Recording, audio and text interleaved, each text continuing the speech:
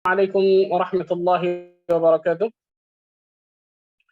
إن الحمد لله نحمده ونستعينه ونستغفره ونتوب إليه ونعوذ بالله من شرور أنفسنا ومن سيئات أعمالنا.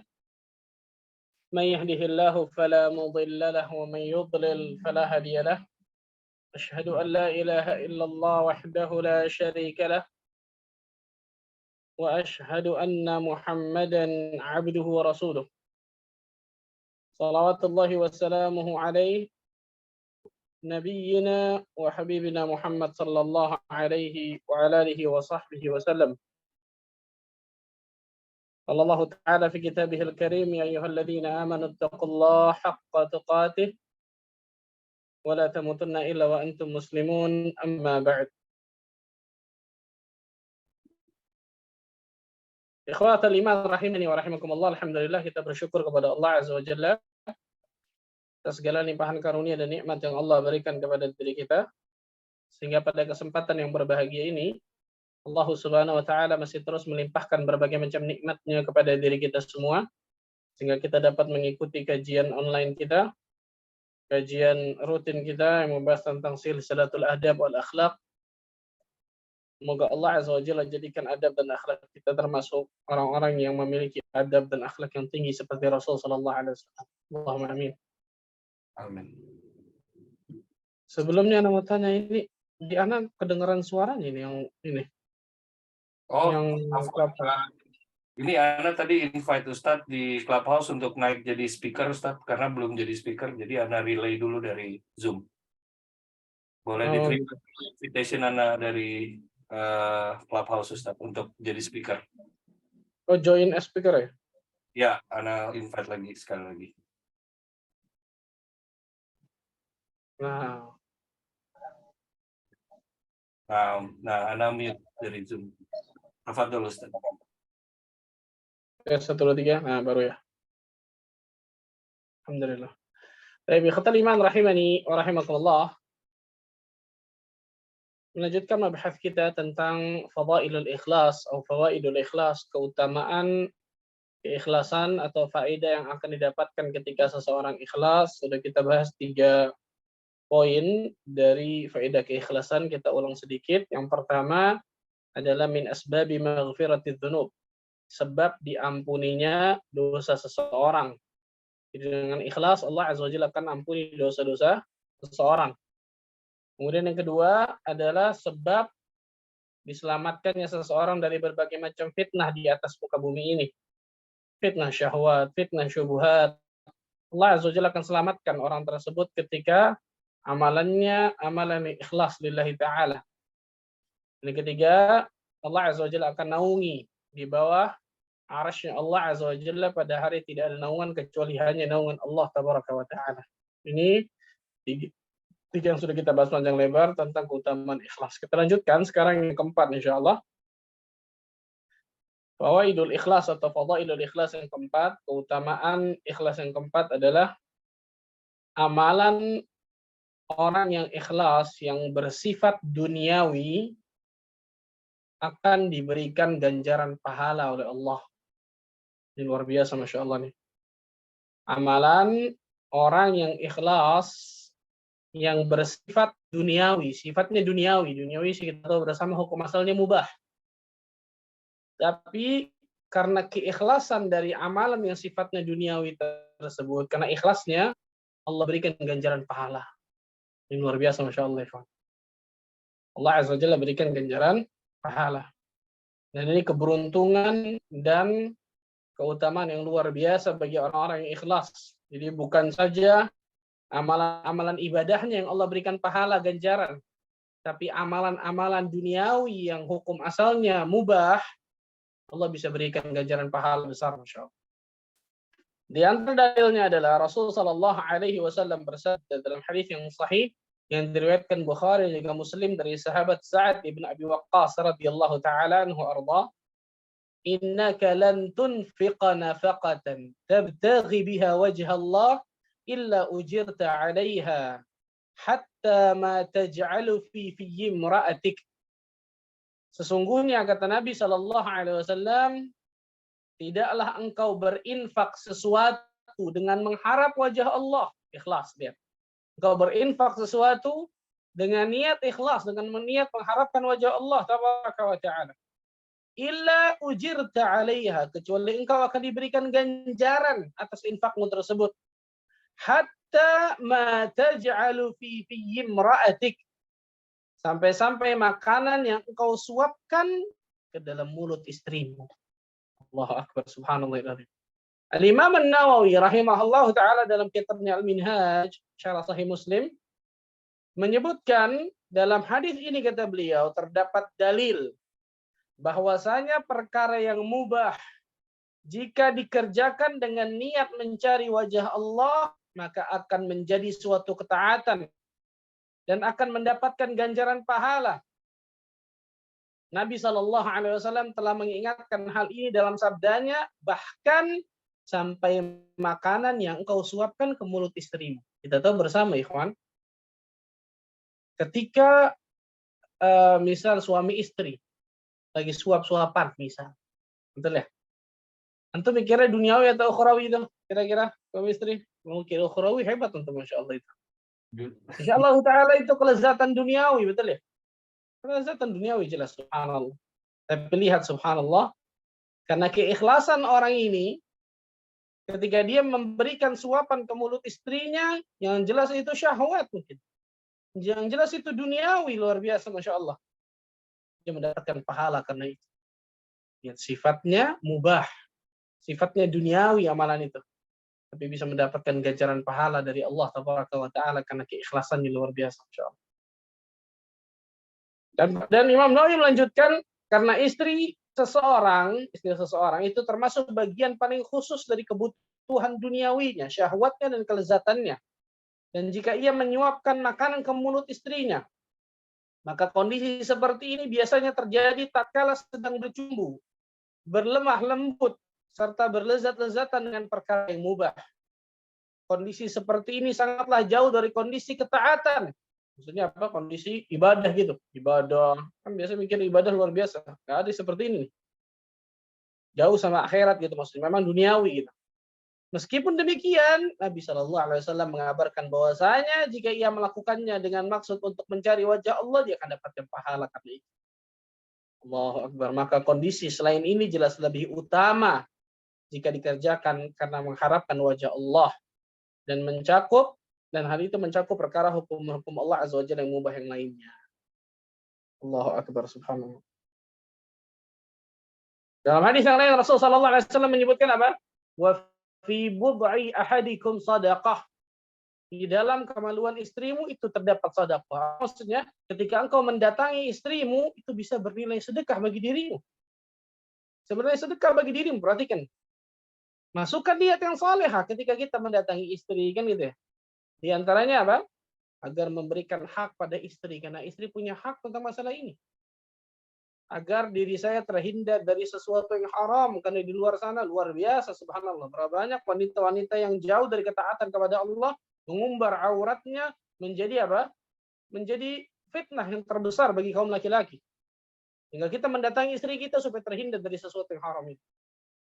Di antara niatnya pula supaya mendapatkan keturunan yang saleh dan salehah. Di antara niatnya pula memberikan hak pada badan dan seterusnya. Kita bisa dapatkan pahala luar biasa dari sebuah kelezatan dunia yang sifatnya duniawi, tapi bisa dapatkan pahala karena itu. Allahu Akbar. Karena keikhlasan yang ada pada hati seseorang. Dan ini keutamaan ikhlas yang selanjutnya, itu amal-amalan seorang hamba yang sifatnya duniawi akan diberikan ganjaran pahala oleh Allah Subhanahu wa taala. Yang kelima, ikhlas mewujudkan cita-cita. Di antara keutamaan ikhlas adalah ikhlas mewujudkan cita-cita. Dari hadis yang diriwayatkan dari sahabat Shaddad bin Al-Had radhiyallahu anhu. Hadis yang sahih yang diriwayatkan Imam An-Nasa'i, disahihkan oleh Syekh Al-Albani rahimahullah taala dalam Sahih Targhib wa Tarhib.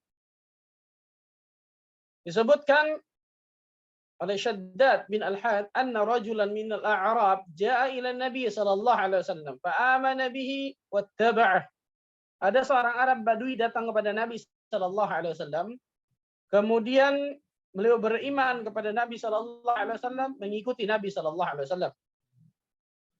Thumma qala uhajiru ma'ak.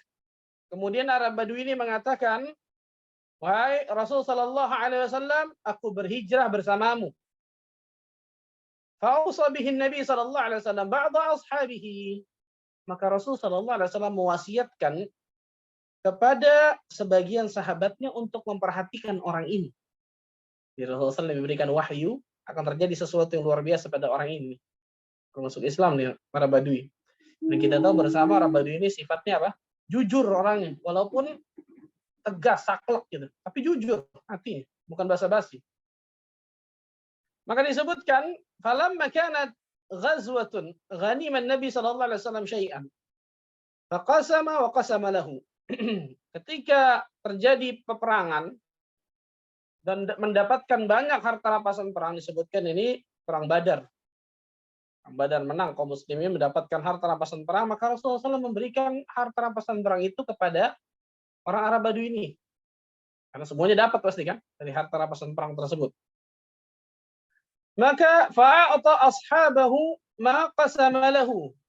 Maka para sahabat yang ditugaskan oleh Nabi SAW memberikan harta rampasan perang tersebut, memberikan kepadanya. Wa kana yar'a dhahrahum falamma jaa dafa'uhu ilaihi. Ketika sampai kepadanya harta rampasan perang tersebut, dia nanya, ada apa ini? Mahada? Apa ini? Apa ini? Maka para sahabat mengatakan qismun qasamahu lak. Itu adalah bagian yang diberikan oleh Nabi SAW untuk dirimu. Fa'akhadhahu faja'a bihi ila Nabi sallallahu alaihi wasallam. Maka dia ambil bagian dirinya, tapi bukan dia balik, tapi dia apa? Dia datang ke Nabi sallallahu alaihi wasallam bawa harta rampasan perang yang dibagikan kepadanya. Kemudian dia tanya kepada Nabi sallallahu alaihi wasallam, "Ya Rasulullah sallallahu alaihi wasallam, ma hadza?" Apa ini wahai Rasul sallallahu alaihi wasallam? Qasamtuhu lak. Rasulullah, aku memberikannya padamu, semuanya sudah dapat, engkau juga harus dapat. Semua dari pasukan perang dapat pasti. Ma'ala hadza ittaba'tuka. Kata orang Arab Badui ini apa? Bukan gara-gara ini aku mengikutimu, hai Rasul sallallahu alaihi wasallam. Tapi ini bukan basa-basi ya. Karena kalau orang ada yang seperti itu basa-basi kurang banyak kan gitu ya. Enggak. Bukan gara-gara ini nih, bukan karena ini aku mengikutimu, aku beriman, hijrah bersamamu, bukan gara-gara ini wahai Rasul sallallahu alaihi wasallam. Walakinni taba'tuka ala an arma ilaha huna wa asyara ila halqihi bisahmin. Tapi aku ikut dengan dirimu, hai Nabi SAW, agar aku terkena anak panah di leherku tersebut, kemudian tembus, fa'amutu fa'abadan, dan aku masuk surga. Jadi dia ikut Nabi SAW tidak bukan untuk mati syahid di antaranya. Memang ikhlas, bukan mendapatkan dunia. Nabi SAW ini bahasa kita. Intasduqillah yasdukka.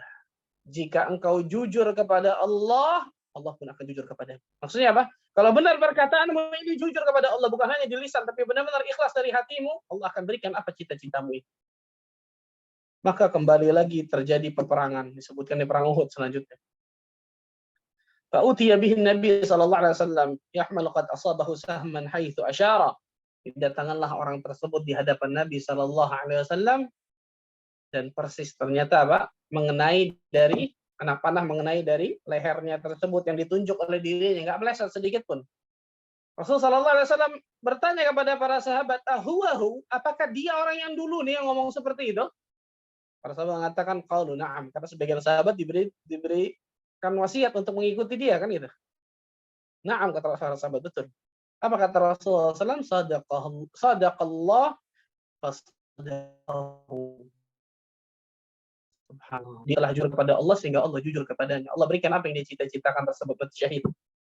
Thumma kafanahu Nabi sallallahu alaihi wasallam fi jubbatin Nabi sallallahu alaihi wasallam. Kemudian dikafankanlah orang ini dengan jubah Nabi sallallahu alaihi wasallam. Kemudian Rasulullah SAW maju untuk mensolatinya. Di antara doa Nabi SAW, Allahumma hadha abduk kharajamu sabilik shahidan wa ana syahidun alaik. Wah, ya Allah, sesungguhnya ini adalah hambamu. Keluar berhijrah di jalanmu dan dia terbunuh di jalan, mati syahid di jalanmu ya Allah. Dan aku bersaksi atas itu. Subhanallah. Aku bersaksi atas syahid pesan kita adalah bagaimana orang Badui ini itu ikhlas luar biasa ketika mengambil harta rampasan perang yang sebenarnya itu dibolehkan, tapi dia datang ke Nabi. Kenapa?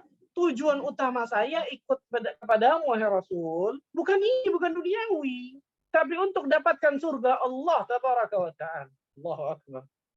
Ikhlas itu mewujudkan cita-cita seseorang. Makanya kata para ulama apa? Ketika cita-cita langit dalam manusia itu mustahil, tapi kalau itu ikhlas maka jalan. Allah Azza wa Jalla akan berikan kemudahan dari cita-cita kita tersebut. Dengan syarat ikhlas. Ya. Ternyata apa yang kita citakan ternyata banyak kendala dan seterusnya, bisa jadi ujian, tapi juga bisa jadi apa? Bisa jadi ternyata ada sesuatu yang salah dalam niat kita, nggak ikhlas ketika kita melakukannya. Dan ini merupakan pelajaran yang luar biasa berharganya, betapa butuhnya kita terhadap niat yang tulus, yang ikhlas, agar cita-cita kita terwujud. Subhanallah. Yang ke-6. Yang ke-6. Menjadikan amalan yang kecil menjadi besar. Di antara keutamaan ikhlas atau fawaidul ikhlas yang selanjutnya adalah menjadikan amalan yang kecil jadi besar. Subhanallah, luar biasa. Dalam hadis yang sahih diriwayatkan Bukhari, Rasulullah SAW bersabda, "Bainama rajulun yamtariqin wajada ghusna syaukin 'ala at-tariq fa akharahu fa syakara Allah lahu fa ghafara lahu." Tatkala ada seseorang yang berjalan di sebuah jalan, ada seseorang jalan di sebuah jalan, yang mendapati di tengah jalan tersebut dahan yang berduri. Tengah jalan ada dahan apa? Dahan yang berduri di tengah jalan. Fa'akharahu, kemudian dia menyingkirkan dahan yang berduri tersebut, dijauhkan, disingkirkan ke pinggir. Apa kata Rasulullah SAW? Fasyakarallahu lahu, Allah Azza wa Jalla berterima kasih kepadanya, itu membalasnya dengan apa? Faghafara lahu, Allah ampuni dosa-dosanya. Siapa orang yang nggak bisa menyingkirkan gangguan dari jalan? Betul ya? Siapa orang yang bisa menyingkirkan dahan yang berduri dari jalan? Siapa bisa? Orang kecil besar kecil. Tapi lihat, bukan amalan yang kecil sebagaimana yang sudah kita bahas ketika hadis pertama tuh. Hadis tentang apa? Baghaya min Bani Israel. Hadis wanita pezina di Bani Israel. Amalannya kecil, hanya memberikan minum seekor anjing. Tapi bukan amalan zahirnya Allah lihat, tapi amalan hatinya. Bagaimana keikhlasan yang sangat luar biasa dalam hati seorang wanita tersebut, sama seperti ini. Bagaimana keikhlasan hati seorang laki-laki ini untuk menyingkirkan gangguan dari jalan tersebut, menyingkirkan dahan pohon berduri dari jalan tersebut, karena dia takut. Kenapa? Nanti ketika ada orang lewat terkena dengan pohon ini dan seterusnya, membahayakan, memadaratkan. Hatinya benar-benar ikhlas ketika melakukan itu. Amalan kecil, betul ya? Tapi luar biasa menjadi besar karena Rasul mengatakan faghafara lahu, karena perbuatan tersebut Allah ampuni dosanya. Maka benarlah Abdullah bin Mubarak Al-Marwazi rahimahullah ta'ala ketika mengatakan rubba amalin saghir tu'azzimuhu niyah. Bisa jadi amalan yang kecil itu jadi besar luar biasa karena niatnya. Wa rubba amalin kabir tusaghiruhu niyah. Dan bisa jadi amalan yang besar jadi kecil, bahkan tidak berarti sama sekali karena niat. Karena niat. Nih, siapa saya katakan tadi, siapa orang yang nggak bisa menyingkirkan dahan pohon berduri dari jalan? Semua bisa. Mudah, betul ya? Siapa orang yang nggak bisa membangun masjid sebesar-besarnya? Memang nggak bisa semua, betul ya? Tapi bukan itu poinnya. Poinnya adalah keikhlasan dalam hati seseorang. Untuk apa seseorang bangun masjid luar biasa besar, bangun ma'had luar biasa besar, menggelontorkan uang membantu dakwah luar biasa besar, tapi hatinya nggak ikhlas? Apa gunanya? Amalan yang mungkin besar dalam pandangan manusia jadi kecil dalam pandangan Allah, bahkan nggak berarti sama sekali, nggak bernilai. Beda sama ini, betul ya? Amalan yang kecil mungkin dalam pandangan manusia, tapi jadi besar dalam pandangan Allah Azza wa Jalla karena keikhlasan, ketulusan dalam hati yang luar biasa. Niatnya lurus luar biasa. Dan ini keutamaan luar biasa, Masya Allah. Inilah yang menyebabkan Nabi SAW menyebutkan, La tahqiranna minal ma'rufi syai'a, walau an talqa akhaka biwajhin talq. Jangan kalian menyepelekan perbuatan baik sekecil apapun. Sebagaimana perbuatan buruk kita nggak boleh sepelekan, perbuatan baik pun nggak boleh kita sepelekan, sekecil apapun. Walaupun engkau bertemu dengan saudaramu dengan wajah yang berseri-seri, senyum, ya Allah. Siapa yang akan menyangka senyum kita kepada saudara kita, ucapan salam kita kepada saudara kita yang memang ikhlas dari hati kita, ternyata itu yang bisa memberatkan timbangan amal kebaikan kita nanti di kelak di hari kiamat. Siapa yang akan nyangka? Subhanallah. Ada satu jalannya tersebut agak tikungannya agak tajam. Di depan jalan itu ada tembok, ada bertuliskan pakai karton, tulisan biasa, awas hati-hati rawan kecelakaan pelan-pelan. Tulisan pakai spidol biasa. Saya ingat subhanallah, ini orang kalau ikhlas nulis ini sehingga banyak orang yang terselamatkan karena jalan belok curam tersebut, ketika baca ini berapa pahala orang ini dapat di padang pahala. Betul ya? Amalan kecil mungkin dalam pandangan manusia, tapi bisa menjadi besar dalam pandangan Allah Azza wa Jalla dengan syarat ikhlas lillahi ta'ala. Maka keikhlasan ini luar biasa, Masya Allah, menjadikan amalan yang kecil itu bisa menjadi besar. Yang ke-7 ya? Nah, yang ke-7. Ikhlas menyebabkan selamat dari berbagai macam kesulitan yang menimpa. Ikhlas menyebabkan keselamatan dari berbagai macam kesulitan yang menimpa.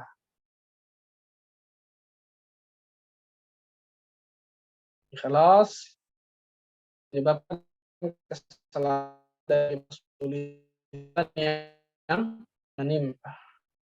Mana dalilnya? Dari hadis yang sahih yang diriwayatkan Imam Muslim dalam kitab sahihnya tentang 3 orang yang terkurung dalam gua. Betul ya? 3 orang yang terkurung dalam gua. Subhanallah. 3-tiganya kemudian menyebutkan amalan-amalan yang mereka yakin amalan ini amalan yang ikhlas. Untuk apa? Bertawasul dengan amal saleh tersebut. Dan ini tawasul yang masyru'. Ini tawasul yang masyru' di syariat dalam Islam. Tawasul kepada amal saleh yang kita yakin amal saleh ikhlas. Tawasul kepada asma wa sifat Allah, nama-nama dan sifat Allah. Tawasul kepada doanya orang saleh masih hidup.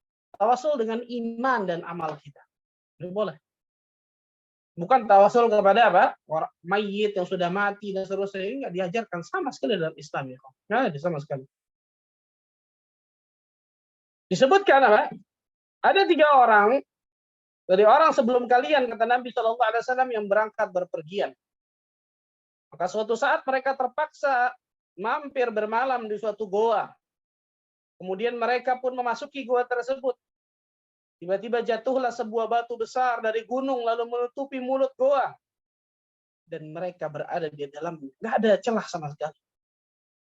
Subhanallah. Maka mereka berkata apa? Tidak ada yang dapat menyelamatkan mereka semua dari batu besar ini kecuali jika mereka berdoa kepada Allah. Itu tidak ada yang bisa menyelamatkan kita, maksudnya dari batu besar ini yang tertutup dari mulut gua ini semua kecuali apa? Jika kita berdoa kepada Allah dengan menyebutkan amal baik kita. Coba secara logika selamat nggak orang ini, coba tanya. Di goa, hutan, nggak ada orang, malam-malam luar biasa, gelap. Kalau sekarang handphone nggak ada sinyal, betul ya? Tapi Allah Azza wa Jalla mengetahui dimanapun makhluk. Ini tingkat ketergantungan seorang hamba di sini diukur ini. Terkadang ketika Allah Azza wa Jalla berikan ujian, cobaan, musibah, di situ Allah ingin mengukur keimanan seseorang. Perhatikan baik-baik nih, bukan hanya dari penampilannya mungkin wah masya Allah penampilannya sunnah, ininya bagus. Tapi ketika Allah kasih ujian, cobaan, kalah, kacau, betul ya? Suudzon kepada Allah, berburuk sangka kepada Allah, meratap, benci ketika Allah kasih ujian. Ini gagal berarti ini, gagal. Ya subhanallah. Ini na'udzubillah min dzalik, la qaddar Allah. Semoga Allah nggak berikan ini kepada kita. Bayangkan nggak ada orang sama sekali di tengah gunung, di tengah hutan, subhanallah, ketutup. Allah satu-satunya yang bisa apa? Menyelamatkan. Maka salah seorang dari mereka berkata, ya Allah, aku mempunyai 2 orang tua yang sudah sepuh, yang sudah tua. Lanjut usia, dan aku tidak pernah memberi minum susu di malam hari kepada siapapun sebelum minum kepada Tuhan. Tidak kepada padaku, tidak kepadaku, enggak. Yang paling pertama aku kasih kepada orang luar ini, amalan yang luar biasa. Jangan pernah remehkan ini. Aku lebih mendahulukan mereka berdua daripada keluarga dan budakku. Kemudian pada suatu hari aku mencari kayu di tempat yang jauh. Ketika aku pulang ternyata mereka berdua telah tertidur lelap. Aku pun memerah susu tersebut dan aku mereka tidur pulas. Aku pun enggan memberikan minuman tersebut kepada keluarga ataupun budakku. Seterusnya aku menunggu hingga mereka bangun dan ternyata mereka barulah bangun ketika subuh. Bayangkan, subhanallah. Dan gelas minuman itu masih terus di tanganku. Allah, subhanallah. Selanjutnya setelah keduanya bangun lalu mereka meminum minuman tersebut. Ya Allah, jika aku mengerjakan itu semua niat benar-benar mengharap wajahmu, ikhlas ya Allah, tolong bukakan pintu gua ini dari menutupi kami ya Allah. Maka bergeser, tiba-tiba bergeser pintu gua itu. Enggak masuk akal, gua masuk akal sih, betul ya? Makanya orang-orang yang takdisul akal, mengagungkan akal luar biasa, wah kacau ini, betul ya? Kacau, naudzubillah min dzalik. Terbuka pintu gua ini. Tapi belum bisa keluar karena baru kecil, baru sedikit. Orang yang kedua mengatakan, ya Allah, dahulu aku ada putri dari pamanku yang aku sangat menyukainya. Putri paman berarti apa ini? Sepupu, misanan, betul ya? Betul, sahih. Sepupu atau misanan. Itu bukan mahram. Berarti kan ini banyak saudara, sepupu, misanan, cipika-cipiki, salam-salam. Ini bukan mahram, berarti kan ini? Boleh nikah. Ada putri pamanku yang sangat aku menyukainya. Aku pun sangat menginginkannya untuk menikah dengannya. Namun ternyata dia menolak cintaku. Sehingga berlalu beberapa tahun, tiba-tiba ia mendatangiku. Kenapa? Karena butuh uang. Kadang orang ketika butuh halal semuanya. Naudzubillah. Maka aku pun memberikannya 120 dinar. 120 dinar berapa Ustaz? 120.000. Salah. 1 dinar itu 4/4 gram emas. Kalau emas 1 juta, 4.250.000 kali 120. Kali sendiri itu. Banyak berarti. Betul ya? Supaya kita tahu nih 120 dinar itu banyak luar biasa. Namun pemberian itu dengan syarat ia mau tidur dengan diriku. Apa itu? Berzina. Alhamdulillah min dzalik. Maka ia pun mau, wanita itu mau. Sampai ketika aku ingin menyetubuhinya, keluarlah dari lisannya, tidak halal bagimu membuka cincin kecuali dengan cara yang benar. Allahu Akbar. Ya, ketika sudah di atas nih, mau zina, bayangkan. Gak halal bagi diri membuka cincin kecuali dengan haknya, dengan cara yang benar. Dengan pernikahan baru benar, bukan zina seperti ini. Maka ketika dia mengatakan seperti itu, aku tercengang, kaget, dan aku merasa takut luar biasa. Dia punya rasa takut kepada Allah luar biasa nih. Orang zaman sekarang dikatakan seperti itu, tetap aja. Betul. Maka aku pergi meninggalkannya, padahal dia adalah wanita yang paling aku cintai. Maka aku pun meninggalkan emas untuk memberikan untuk 110 dinar ini diberikan kepadanya. Silakan ambil aja. Kan nggak jadi. Itu berzinahan, kemudian dia berikan 110 dinar itu. Ya Allah, jika aku mengerjakan demikian itu niat benar-benar mengharapkan wajahmu, maka lepaskanlah kesulitan yang sedang kami hadapi dari batu besar yang menutup kami ini. Terbukalah sedikit lagi, tapi belum bisa keluar. Orang yang ketiga, ya Allah, aku dahulu pernah memperkerjakan beberapa pegawai. Lantas aku memberikan gaji pada mereka. Namun ada satu yang tertinggal. Satu belum dikasih nih. Tiba-tiba hilang, kabur kemana nggak tahu. Namun malah uangnya tersebut aku kembangkan, gaji dari pegawai tersebut dikembangkan sama orang ini nih. Dan Allah dapat harta yang berlimpah. Bayangkan, gaji dari orang ini dikembangkan, diputerin, dapat harta berlimpah. Satu lembah isinya itu apa? Unta, kuda, sapi, budak, luar biasa, subhanallah. Maka kemudian apa? Suatu saat dia mendatangiku, orang yang tadi itu datang tiba-tiba, belum diingat dong ambil gajinya, subhanallah. Dia mengatakan, wahai hamba Allah, bagaimana dengan upahku yang dulu, kok belum berikan kepadaku? Maka aku pun berkata bahwa setiap apa yang dia lihat itu hasil upahnya dahulu. Jadi setiap apapun yang dilihat di lembah itu tuh itu hasil kerjamu. Hah? Kaget dia. Kau jangan mengejekku, kata orang ini. Upahku sedikit, maksudnya bukan selembah itu tuh. Wahai hamba Allah, jangan engkau bercanda. Maka aku menjawab bahwa aku tidak sedang bercanda. Aku mengembangkan, aku menceritakan bahwa aku mengembangkan hartanya dari gajinya tersebut, ternyata dapat banyak, luar biasa. Ternyata kemudian apa? Dia mengambil semua harta tersebut tanpa ada sedikit pun yang tersisa. Bayangkan, semuanya, ya kambingnya, ya sapinya, ya ontanya, ya budaknya, satu lembah. Bayangkan, subhanallah. Tidak ada satupun disisain, nggak ada, sama sekali. Apa kata dirinya? Ya Allah, jika aku mengerjakan demikian itu niat karenamu, ya Allah, maka lepaskanlah kesulitan kami dari batu ini. Maka terbukalah pintu gua tersebut dan bisa orang itu keluar. Muttafaqun alaih. Hadits yang sahih Bukhari Muslim. Ikhlas itu akan membantu kita dari kesulitan. Dan perhatikan ikhwan, kita hidup di atas muka bumi ini nggak mungkin lepas dari ujian. Kita hidup di atas muka bumi ini nggak mungkin lepas dari cobaan.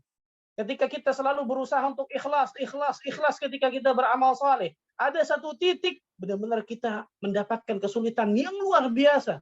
Pada saat itu kita sangat dianjurkan atau dibolehkan untuk apa? Bertawasul dengan amal saleh yang kita yakin amal saleh tersebut mudah-mudahan ikhlas. Nah, ikhlas membantu untuk apa?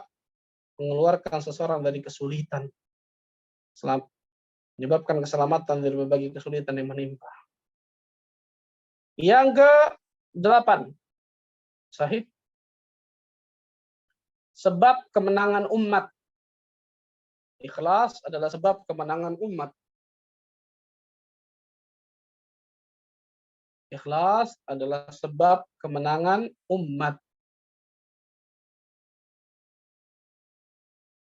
Dalam hadis yang diriwayatkan Imam An-Nasa'i dalam kitab sunannya dari sahabat Mus'ab bin Sa'ad dari ayahnya, Rasul sallallahu alaihi wasallam bersabda, "Innama yansurullah hadhil ummah bidha'ifiha bid'awatihim wa salatihim wa ikhlasihim." Sesungguhnya Allah Azza wa Jalla menolong umat ini, lihat, Allah Azza wa Jalla menolong umat ini dengan sebab orang-orang lemah di antara mereka. Dengan sebab apa? Orang-orang lemah di antara mereka. Orang lemah itu melakukan apa? Bid'awatihim, dengan sebab doa mereka. Wa salatihim, dan salat mereka. Wa ikhlasihim, dan keikhlasan mereka. Allahu Akbar, subhanallah. Syekh Albani mensahihkan hadis ini dalam Sunan An-Nasa'i dan juga silsilah hadits as-sahihah, subhanallah. Dalam hadis yang lain, riwayat yang lain, Rasulullah SAW mengatakan, ibtaghuni du'afa. Carikanlah untukku orang-orang lemah di antara kalian. Fa innama turzaquna wa tunsaruna bi du'afaikum. Karena sesungguhnya kalian akan diberikan rizki dan juga ditolong, dimenangkan oleh Allah karena sebab orang-orang lemah di antara mereka. Perhatikan ikhwan. Bukan sebab orang lemahnya, bukan karena zat orang lemahnya atau orang miskinnya, tidak. Tapi apa yang dilakukan oleh orang miskin itu? Apa yang dilakukan oleh orang lemah itu? Kalau orang lemahnya nggak sholat, nggak ibadah, nggak ikhlas, ya sama aja bohong, kan gitu. Ini disebutkan para ulama tentang masalah ini nih. Jadi pertolongan Allah Azza wa Jalla, kemenangan yang Allah berikan kepada kaum muslimin bukan dengan sebab zat dan kedudukan orang lemah di antara mereka. Tapi apa? Karena tidak lain, tidak bukan karena amal ibadah yang mereka lakukan dan amal ibadah yang ikhlas yang mereka lakukan kepada Allah Azza wa Jalla.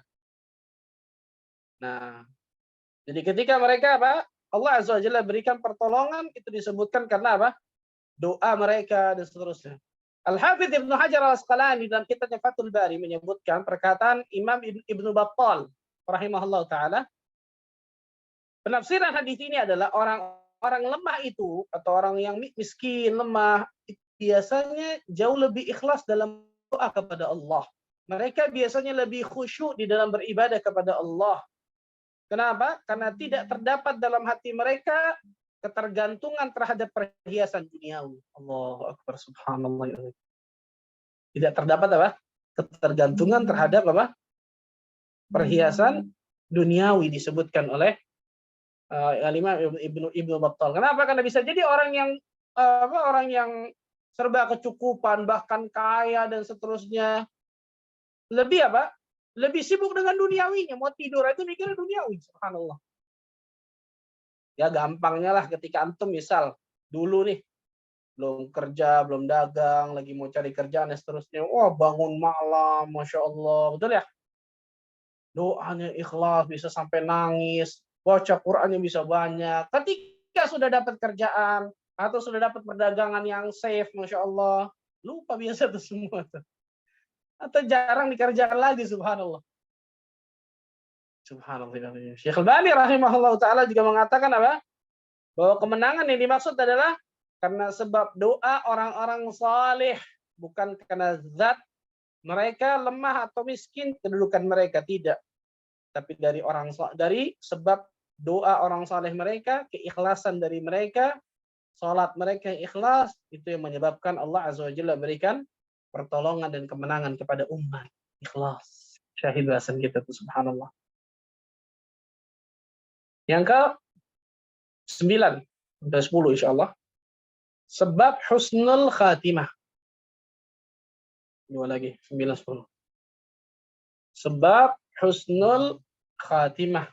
Di antara keutamaan dari keikhlasan, faedah dari keikhlasan, Allah Azza wa Jalla akan berikan husnul khatimah, kematian yang baik bagi orang-orang yang ikhlas lillahi ta'ala ketika dia melakukan amal saleh, ketaatan kepada Allah. Di antara dalilnya ada Rasul sallallahu alaihi wasallam bersabda dalam hadis yang sahih dari Bukhari, Abu Daud dan juga lainnya, "Inna rajula la ya'malu bi'amali ahli al-jannah fima yabdu lin-nas." Sesungguhnya ada seorang laki-laki, seorang hamba Allah Azza wa Jalla, beramal dengan amalan penghuni surga dalam pandangan manusia. Dalam pandangan manusia, ini amalan penghuni apa? Surga. Di antara tafsiran dari hadis ini, yang pertama yang dimaksud di sini adalah orang munafik. Jadi manusia ngelihatnya, oh ini orang bagus nih. Karena manusia nggak bisa tahu hatinya, betul ya? Tafsiran pertama munafik. Tafsiran kedua apa? Orang yang beramalnya riya, sum'ah. Karena pandangan manusia ini bagus, tapi hati manusia nggak ada yang tahu. Allah Azza wa Jalla yang tahu maksudnya. Hati manusia kita nggak tahu. Kecuali Allah yang tahu. Ternyata hatinya ada penyakit yang menggerogoti dari amal solehnya. Rasul bersabda apa? Sesungguhnya ada seorang hamba yang beramal dengan amalan penghuni surga dalam pandangan manusia. Hatta ma yakunu bainahu wa bainaha illa dhira'. Sampai tidak memisahkan antara dirinya dan surga kecuali sahasta. Bayangkan surga depan mata kepalanya cuma sahasta. Fayasbiqu alaihi alkitab. Kemudian catatan takdirnya mendahului dirinya. Fayamalu bi'amali ahli nar. Di akhir hayatnya dia melakukan amal-amal penghuni neraka. Fayadkhuluha. Dan Allah masukkan dia dalam neraka. Maksudnya apa ini, ikhwan? Orang yang riya, sum'ah ketika dia beramal, sudah kita bahas dulu ketika kiat-kiat tasawuf ikhlas, ditakutkan orang tersebut akan Allah wafatkan dalam keadaan su'ul khatimah. Berarti mafhum mukhalafah dari hadis ini adalah orang-orang yang selalu ikhlas di dalam amal salehnya, Allah Azza wa Jalla akan memberikan rezeki yang luar biasa kepada diri mereka. Apa itu? Allah akan wafatkan mereka dalam keadaan husnul khatimah dengan keikhlasannya tersebut. Allahu Akbar. Siapa yang enggak mau ikhlas?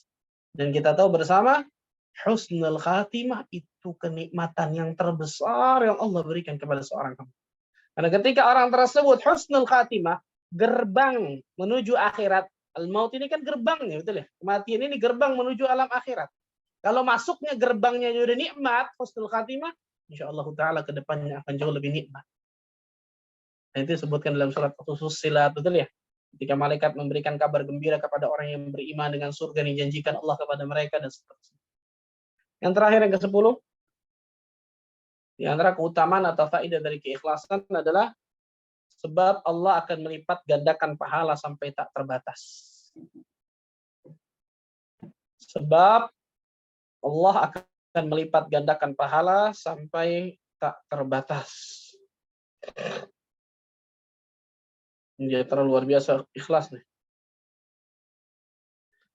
Hadis yang sahih yang diriwayatkan oleh Imam Bukhari Muslim dari sahabat Abdullah bin Abbas radhiyallahu anhuma fima yarwi an rabbih tabaraka wa taala, yang diriwayatkan dari Rabbnya tabaraka wa taala, berarti hadis ini hadis qudsi. Allah azza wa jalla berfirman, innallaha katabal hasanat was sayyi'at. Sesungguhnya Allah azza wa jalla mencatat kebaikan dan juga keburukan, nulis. Thumma bayyana dzalik, kemudian menjelaskannya. Faman hamma bihasanah falam ya'malha. Barang siapa yang sudah berniat, tekad kuat untuk melakukan amal saleh, tapi dia nggak lakukan amal saleh itu. Niat aja berarti. Apa kata Nabi SAW? Katabahallahu indahu hasanatan kamilah. Maka Allah azza wa jalla akan mencatat dia dapatkan pahala satu full, penuh tanpa dikurangi sama sekali. Kita sudah niat nih, ingin melakukan satu amalan, bahkan sudah ada actionnya, sudah ada usahanya, ternyata kita nggak jadi melakukan amal itu. Mungkin karena uzur dan seterusnya. Allah azza wa jalla dengan keluasan rahmatnya akan mencatat bagi kita mendapatkan pahala, satu pahala full tanpa dikurangi sedikit pun. Ini rahmat Allah yang sangat luar biasa. Selanjutnya, ini syahid bahasan kita ini. Wa in hamma biha fa'amilaha, barang siapa yang berniat melakukan kebaikan dan dia lakukan kebaikan itu, dia amalkan perbuatan amal saleh itu, katabahu Allah azza wa jalla indahu 10 hasanatin ila 700 dha'fin ila dha'fin katsirah. Maka Allah azza wa jalla akan mencatat bagi dirinya 10 pahala sampai 700 pahala, bahkan lebih dari itu. Jadi kalau kita berniat melakukan kebaikan dan kita lakukan amal itu. Kalau tadi yang pertama kan niat belum dilakukan. Kalau yang kedua ini sudah niat melakukan amal saleh dan dia amalkan, dia lakukan amal saleh itu. Maka minimal akan dicatat 10 kebaikan sampai 700 kali kebaikan sampai lebih dari itu bahkan. Nah, pertanyaannya sekarang, kenapa bisa beda-beda? Apa yang bisa membedakan 10 kali lipat sampai 700 kali lipat bahkan sampai lebih dari itu? Nah, para ulama menjelaskan tuh. Di antaranya yang pertama karena keikhlasannya. Jelas ini. Semakin ikhlas seseorang ketika dia beramal saleh, semakin Allah azza wa jalla akan lipat gandakan pahalanya tanpa batas. Yang pertama, karena keikhlasan seseorang ketika dia beramal saleh. Yang kedua, Pak, semakin dia mencontoh mengikuti Nabi SAW ketika dia beramal.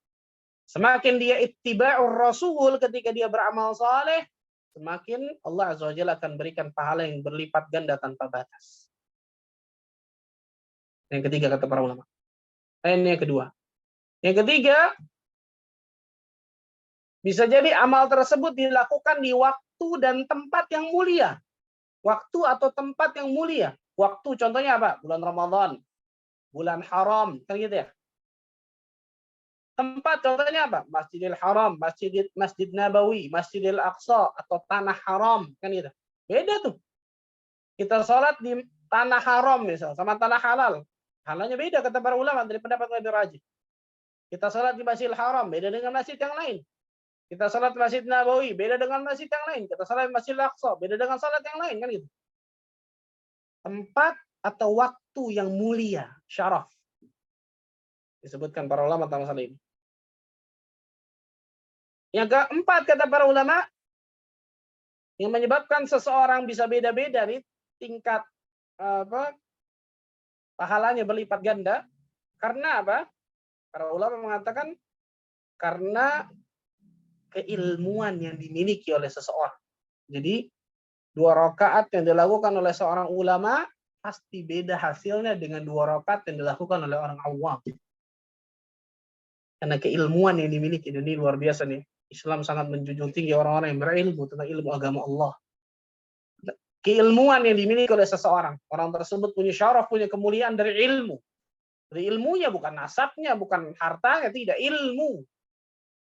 Dari keilmuan. Ini paling tidak 4. Dari sekian banyak, 4 paling tidak yang benar-benar menonjol. Dari keikhlasannya, ittiba'ur rasulnya, dilakukan di tempat atau waktu yang mulia, dan dari ilmunya. Syahid bahasan kita yang pertama tuh, semakin ikhlas seseorang, akan semakin besar pahala yang Allah Azza wa Jalla akan berikan kepada dirinya. Sampai akhir hadis tersebut. Ini 10, Pak. Keutamaan keikhlasan yang bisa saya sampaikan. Semoga Allah Azza wa Jalla jadikan dari kita termasuk golongan hamba-hamba Allah yang ikhlas dalam amal ibadah kita. Sehingga dengan itu Allah Azza wa Jalla bisa berikan berbagai macam keutamaan bagi kehidupan kita dunia akhirat. Allahumma amin.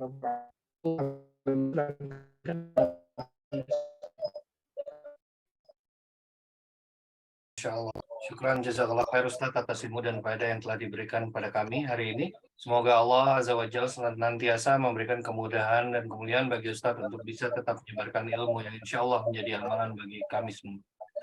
Dan syukran jazakumullah khair bagi seluruh teman-teman yang telah hadir di majelis online ANC mengaji. Semoga ilmu yang didapatkan hari ini bisa bermanfaat dan bisa kita amalkan bersama. Ana pribadi memohon maaf atas penyelenggaraan ini apabila terdapat kekurangan baik dari sisi teknis maupun sisi pelaksanaan. Namun kita akan langsung membuka sesi tanya jawab ya Ustaz. Kebetulan sudah ada satu penanya yang raise hand di Clubhouse. Kita akan langsung lihat.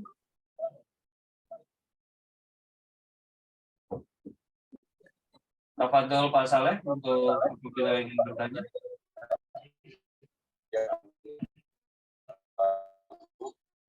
Assalamualaikum warahmatullahi wabarakatuh. Ustaz, pengarang kitab kita semua dan kaum muslimin, diampuni segala dosanya, diberikan kebaikan dan keselamatan di dunia dan di akhirat. Amin. Ustaz, unsur-unsur apa unsur-unsur apa yang perlu dihindari agar kita bisa ikhlas? Seperti Ustaz, unsur keterpaksaan, ya, lalu unsur diniatkan ya suatu amalan hanya untuk mencari wajah Allah atau pahala dari Allah. Kalau kita sholat malam seperti itu, Ustaz, kita memaksakan diri ya untuk sholat malam agak terpaksa, gitu, Ustaz. Agak terpaksa supaya bisa sholat malam. Atau juga puasa sunnah, kita memaksakan diri untuk melaksanakan sholat sunnah. Nah, apakah itu termasuk tidak ikhlas begitu? Nah, yang kedua, contohnya lagi, kalau kita mengamalkan suatu amalan, ada niat lain selain mencari wajah Allah, kepentingan dunia. Seperti kalau kita mengamalkan silaturahim, itu selain untuk pahala dari Allah, wajah Allah, dalam hadis juga itu ada niat-niat dunia yang bisa kita peroleh, seperti panjang umur, murah rezeki dan lain-lain. Nah, apakah itu juga termasuk tidak ikhlas begitu kalau ada unsur-unsur dunia seperti itu? Jadi ya unsur-unsur apa saja Ustaz yang perlu dihindari agar kita ikhlas gitu. Selain yang tadi contoh yang Ana sebutkan. Syukran Ustaz, jazakumullah khairan. Nah, unsur-unsur yang perlu dihindari jelas lawan kata dari ikhlas. Apa itu lawan kata dari ikhlas? Riya, sum'ah, sebagian ulama memasukkan ujub. Apa itu riya? Seseorang beribadah agar dilihat orang ibadahnya.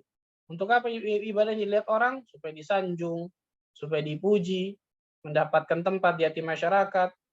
Sum'ah, agar ibadahnya didengar orang, tujuannya sama, agar disanjung, dipuji. Ujub, bangga akan amalannya, bangga akan kelebihannya, bangga akan dirinya. Ini amal-amalan yang bisa mengurangi bahkan membatalkan, menghilangkan pahala amal soleh kita. Adapun keterpaksaan itu sama sekali bukan lawan kata dari ikhlas.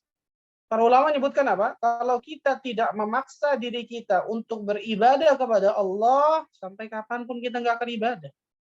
Kalau kita nggak memaksa diri kita untuk bangun malam, ngantuk nih, kan gitu ya. Tapi saya bangun, saya paksa diri saya. Awalnya mungkin seperti itu, memaksa diri.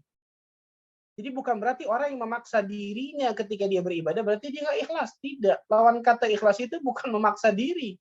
Lawan kata ikhlas itu tadi, riya, sum'ah, ujub kan gitu. Itu penyakit hati yang kronis yang luar biasa berbahaya. Bisa jadi orang memaksa dirinya untuk beribadah dan dia ikhlas. Dia mengeluarkan tadinya infaknya 2.000. Enggak. Saya mau coba paksa diri saya untuk berinfak banyak. Kenapa? Karena Allah Azza wa Jalla akan berikan pahala besar bagi saya nanti di surga kalau saya berinfak banyak. Akhirnya dia keluarkan 50.000 misalnya, dia paksa dirinya untuk itu. Dan dia ikhlas ketika melakukan itu, tapi dia memaksa dirinya supaya nggak bakhil, nggak pelit, kan gitu. Jadi bukan lawan kata dari ikhlas itu memaksa diri, tidak. Bahkan kalau kita tidak memaksa diri kita awal-awal untuk beribadah, nggak mungkin kita beribadah sampai kapanpun. Karena jiwa manusia biasanya malas, kan gitu. Jiwa manusia biasanya tadi bakhil, pelit, dan seterusnya. Jadi unsur yang bisa menghilangkan pahala amal soleh kita tidak lain tidak bukan lawan kata dari ikhlas, riya, sum'ah, ujub. Itu bisa menghabiskan pahala kita, naudzubillah. Bisa juga hasad di situ kepada orang lain dan seterusnya. Haliqah kata Nabi, itu adalah mencukur kebaikan, mencukur agama, mencukur pahala kita, naudzubillah dari hasad. Gitu. Itu penyakit-penyakit hati yang luar biasa berbahaya dan kronisnya, bukan memaksa diri, tidak. Adapun yang kedua tentang masalah seseorang beribadah dan di antara niatnya untuk mendapatkan sedikit dari duniawi. Kalau itu memang ada keutamaan yang disebutkan dalam hadis dan itu bukan dijadikan sebagai tujuan utama, tidak ada masalah. Tapi kalau itu dia jadikan tujuan utama, ini yang masalah. Kenapa ente sedekah supaya kaya? Titik. Ini nggak boleh jelas. Ini berarti dia bukan ingin mengharapkan balasan dari Allah Azza wa Jalla berupa akhirat, tapi cuma balasan di dunia doang. Balasan di dunia juga orang kafir dapat dari Allah. Betul ya? Orang-orang kafir di balasan di dunia juga dapat. Jadi gampangnya ada tujuan inti, ada bonus. Kalau orang mengejar tujuan intinya, bonusnya insya Allah akan dia dapatkan. Apa tujuan intinya? Beribadah kepada Allah, melakukan ketaatan kepada Allah, tunduk patuh kepada Allah. Bonusnya diantaranya Allah akan berikan tadi. Ketika dia silaturahim, diantara bonusnya, keutamaannya Allah Azza wa Jalla akan panjangkan umurnya, berikan keberkahan pada umurnya, Allah akan luaskan rezekinya dan seterusnya. Disebutkan dalam hadis. Tapi jangan dibalik. Tujuan inti jadikan bonus jadikan tujuan inti, nggak dapat apa-apa dia. Sedekahkan motor nanti kita dapat mobil. Apa maksudnya ini? Dapat dunia doang seperti ini, seperti ini. Ada sama sekali ulama mengatakan seperti ini. Seperti ini nggak ada sama sekali. Perhatikan baik-baik. Dan ini berbahaya tentang masalah ini. Subhanallah. Sangat luar biasa berbahaya masalah ini. Intinya adalah tadi saya katakan gambaran gampangnya adalah mengharapkan tujuan inti, mengharapkan tujuan utama, bukan mengharapkan bonus. Kalau bonus Allah Azza wa Jalla pasti akan berikan. Kita harapkan atau tidak Allah berikan pasti. Tapi jangan dibalik, bonus dijadikan tujuan utama dijadikan bonus. Nggak dapat apa-apa kita. Naudzubillah min dzalik. Wallahu a'lam bishawab. Oh iya,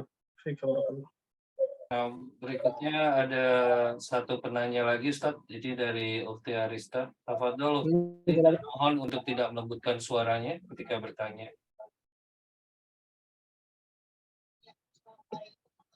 Waalaikumsalam.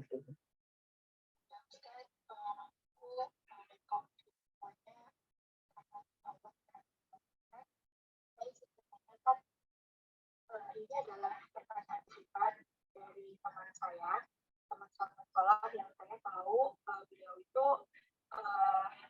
dan teman-teman saya juga melihat beliau itu sebagai seorang yang ikhlas dalam membantu temannya, mendoakan temannya, pokoknya kalau misalkan bantu dia tuh selalu nomor satu gitu.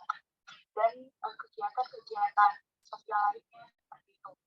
Nah kemudian juga beliau nanya ke saya jadi pertanyaannya kira-kira seperti ini. Sebenarnya saya agak sedih dengan pertanyaan ini. Beliau bertanya ke orang tua atau salah satu dan keduanya tidak menjaga hak seorang anak dan tidak menjalankan kewajibannya sebagai orang tua. Kemudian jika orang tua atau salah satu dari keduanya meninggal dan anaknya tidak ridho untuk mendoakan orang tuanya dan tidak mendoakan, bagaimana hukumnya Ustaz? Apakah diperbolehkan? Karena seperti yang kita semua tahu bahwa doa anak yang saleh, sedekah dan sebagainya yang ikhlas dari seorang anak adalah amal jariah bagi orang tua. Ya begitu Ustaz. Jazakallahu khairan. Wa ya jazakallahu khair. Khatul iman rahimani wa rahimakumullah.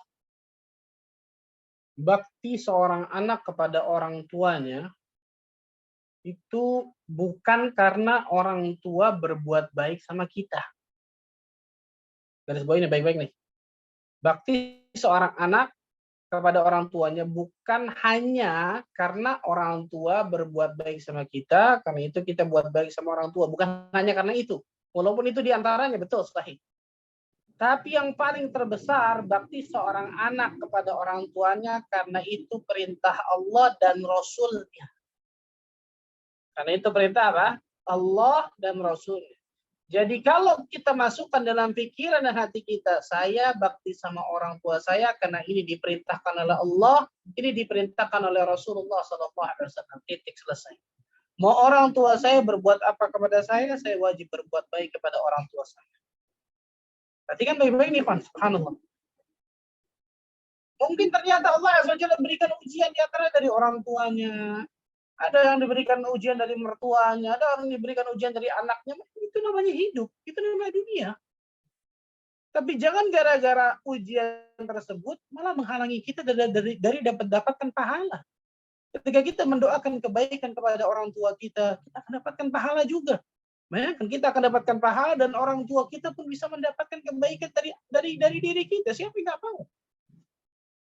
Maka perhatikan baik-baik. Hapus itu, hapus. Mungkin sakit hati pada orang tua, mungkin kemudian apa? Kesedihan yang orang tua berikan kepada dirinya, hapus itu. Semua hapus. Semua hapus, subhanallah.